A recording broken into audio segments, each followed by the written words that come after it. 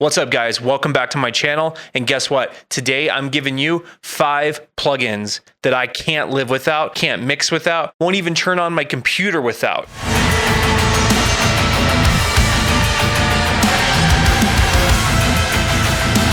Just joking. But these plugins are super vital in my arsenal when I'm doing anything inside of Cubase. Just a fair warning, these aren't stock plugins that come with Cubase. These are third-party plugins that you're gonna have to purchase for whatever DAW you're using, but I promise you that they're gonna be worth it. And this is not a paid advertisement. I'm just giving you guys my favorite 5 plugins that I just couldn't do anything without. Before we get into the video, I want you to hit that like button. I want you to hit that bell so you're notified when I release new videos. And most importantly, make sure you hit that subscribe button so you can watch all of my free content and get your learn on. But before we get into the tutorial where I show you what my 5 favorite plugins are, you know I couldn't make a video without showcasing these plugins in action, right? With a really cool, heavy breakdown.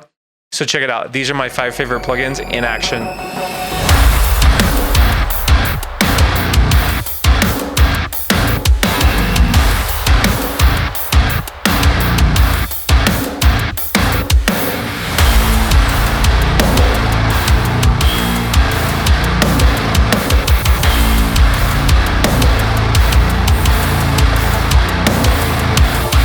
We're diving right into my very first plugin on this list, and that is going to be the fantastic, the sickest, the most amazing compressor I can ever tell you about, which is VBC FG Gray by Slate Audio, Slate Digital, whatever. This is a compressor that you can just hear right away. I use it on my snare bus, my mix bus. I literally use this compressor anywhere and everywhere, and it's one that you could just hear right away. Right now I have it bypassed, so I'm going to play this.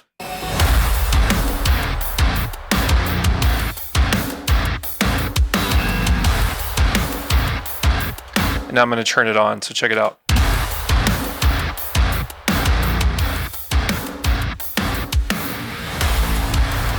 On. Off.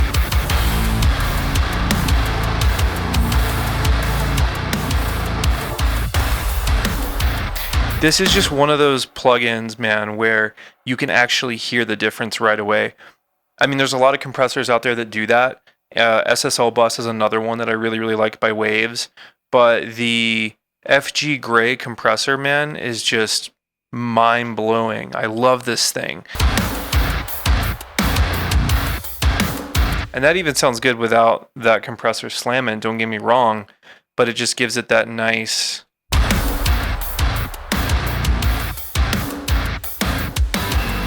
that really compressed sound.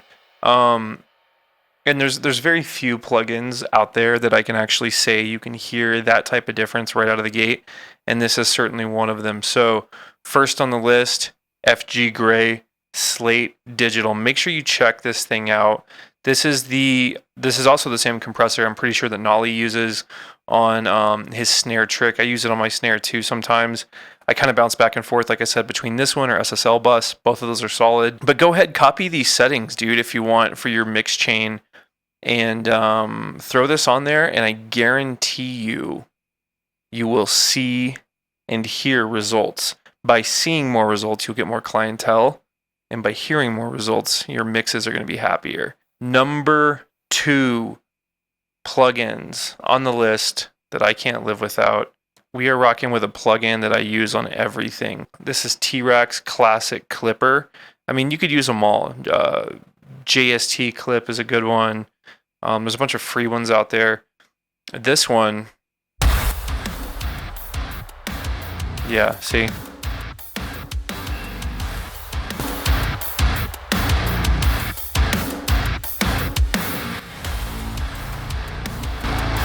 So this is, you know, without us losing any sort of like dynamics, any sort of transients, we are using the clipper on just about everything, down to the snare, the kick drum, the mix bus, guitar bus. I use this clipper on everything. Dude, I've probably been using this clipper for the better part of 10 years. I really like T-Rack's stuff. They have another EQ that I use pretty frequently, but I primarily just use the clipper.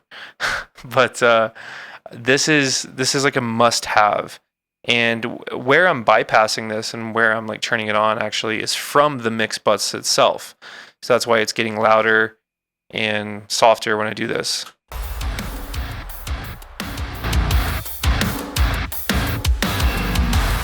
So if you're looking for loud mixes, or if your mixes are just not quite there, make sure you check out T-Rex Classic Clipper. Like I said, JST Clip is also a good one.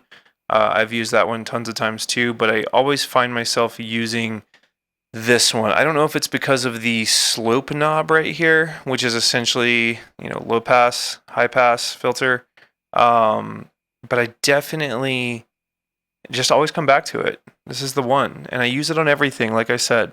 So copy these settings if you want and apply it to the end of your mix chain. That's very vital, the end of your mix chain. You don't want to clip anything before it's going into a compressor or anything like that. Make sure it's at the very bottom of your mix chain. The next plugin that I can't live without, what is this, number 3? Number 3. And I'm going to get called out so hard for not having the newest version of this, but I promise I do on my work laptop, and I mix on my laptop sometimes when I'm like out of town in other studios and things, is FabFilter Pro-Q. Again, I have the new version. I have like Pro-Q 3, and I think 4 just dropped. This is the OG. And I use this EQ literally on everything. Like on everything. You have to EQ. That's life. EQ is life. So this EQ, I just find it so easy because it's just pretty much unlimited bands, which is awesome. But this EQ has just been my go-to for like 10 years. I just love this EQ. And I'm just going to show you really quick an example of this EQ. I have 2 of them right here on my guitar chain, and I'm going to show you. I'm going to bypass the EQs on my guitar bus right here. Still sounds good. And that's with the EQs engaged. Disengaged. Engaged. These EQs are just really, really so handy. I have all the wave stuff. I even use from time to time, like in, stuff like this, pulling out frequencies. I use the stock Cubase EQ, but nothing drives it home like FabFilter. Especially being able to pick out frequencies. I find it really easy with FabFilter. I love the graph. I love everything about it, and it's just so easy to maneuver. Let me just open up a clean one right here. I mean, it's just so easy. I love having the graph off to the side so I know what dBs I'm at. And if I want to pull out a frequency, let's see.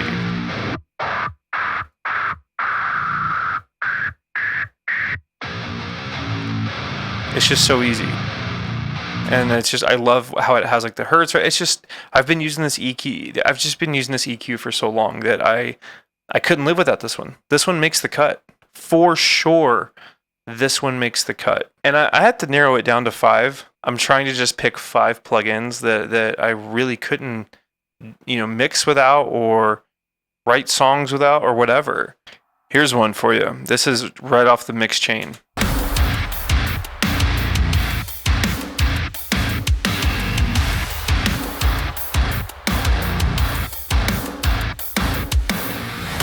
I mean, it's doing a lot. It's amazing what a solid EQ could do. I mean, dude, listen to that. That sounds like some crap session that you would buy for $200. I mean, that's good. That would be a really good bang for your buck, $200. But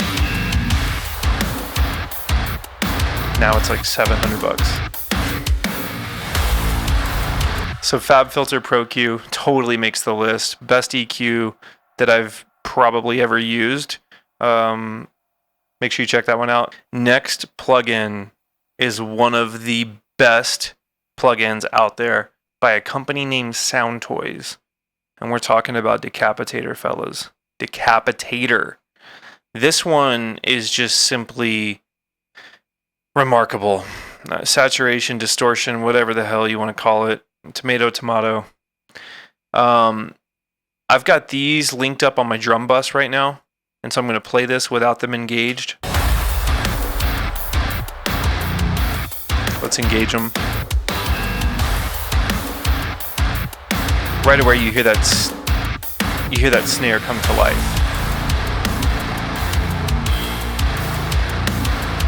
So let's listen to just the drums to see what this thing's doing. Now that's disengaged on the drum bus.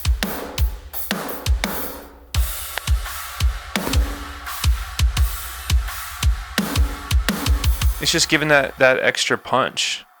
And I use Decapitator on a lot of stuff. Sometimes I'll use it on my guitar bus to like dirty things up a little bit.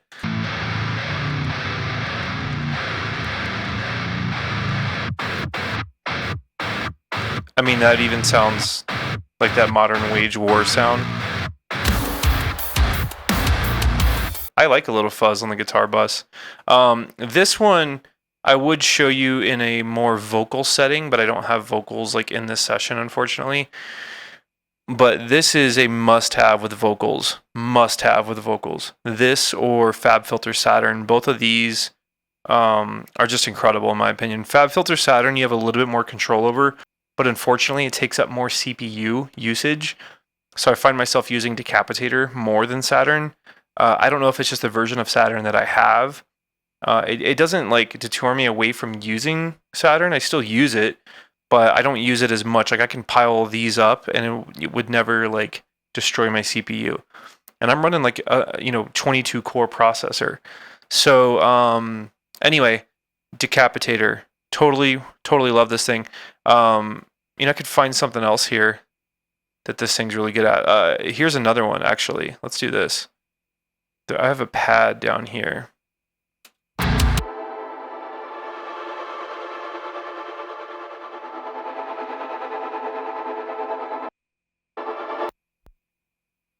And we could fuzz this pad up even.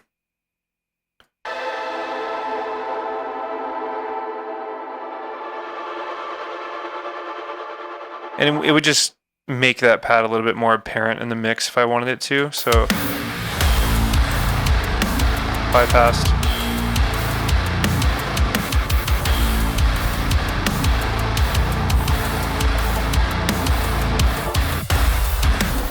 Yeah, I mean, just the ultimate saturator. This thing on vocals too, like I said, is just, it's life, dude. It's life. We've made it. My final favorite plugin that I just couldn't do music without is Renaissance Axe. This thing is just, it's incredible in so many different ways. It's like if a compressor and your favorite limiter made love and then gave you the option to essentially use it as a volume control without destroying any of the sound. That's kind of how I envision this plugin. In fact, I actually use it for a volume control. I'm not even gonna lie. I mean, here it's on my guitar bus down here at the very bottom.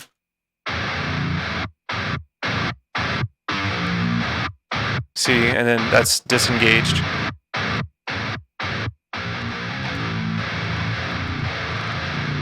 I use this thing on just about everything. It is so valuable in my toolbox. I really like using it on my snare too. Let me show you a really cool example here.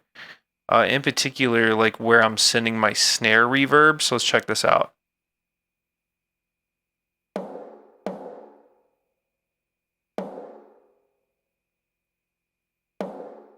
I know that doesn't sound like much, but that is totally, it's totally doing a lot. I mean, that is, that's where my whole snare is really being sent to. Let's see. See, I'll mute this.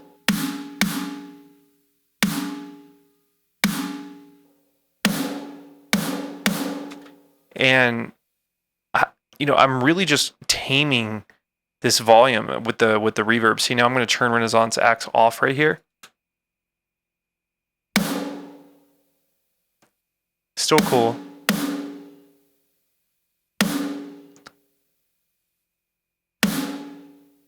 But I just get to like control that punch.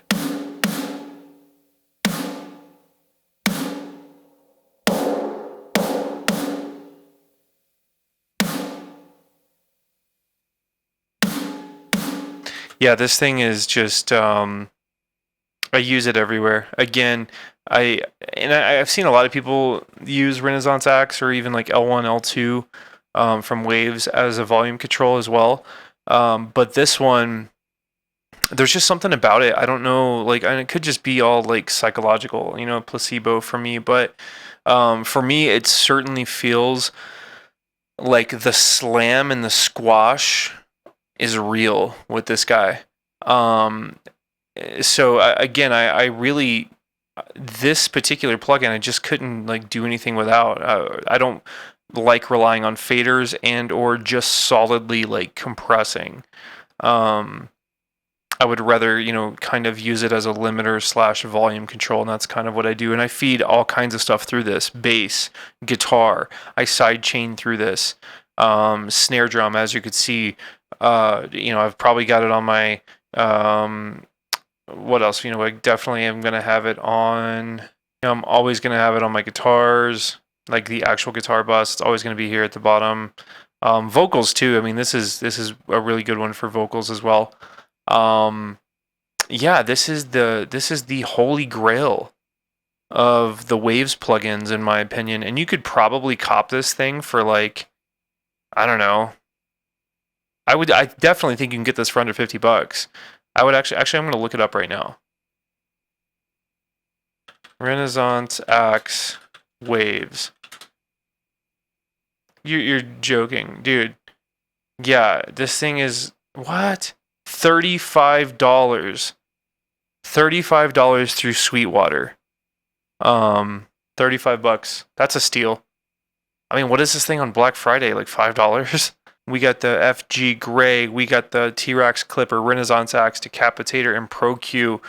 These 5 plugins alone you could damn well mix with, like for sure. You know, if you know what you're doing, you could totally double some of these up, even triple some of them up if you have to. But these are all the plugins that you would really need to make a solid mix. I mean, I've been using these plugins for like 10 years, and I don't see too many plugins coming out that are replicating a lot of these that really blow me away. So until they do, yeah, this is pretty much it. You know, I know I'm going to have some people in the comments saying, what about Soothe or Soothe 2?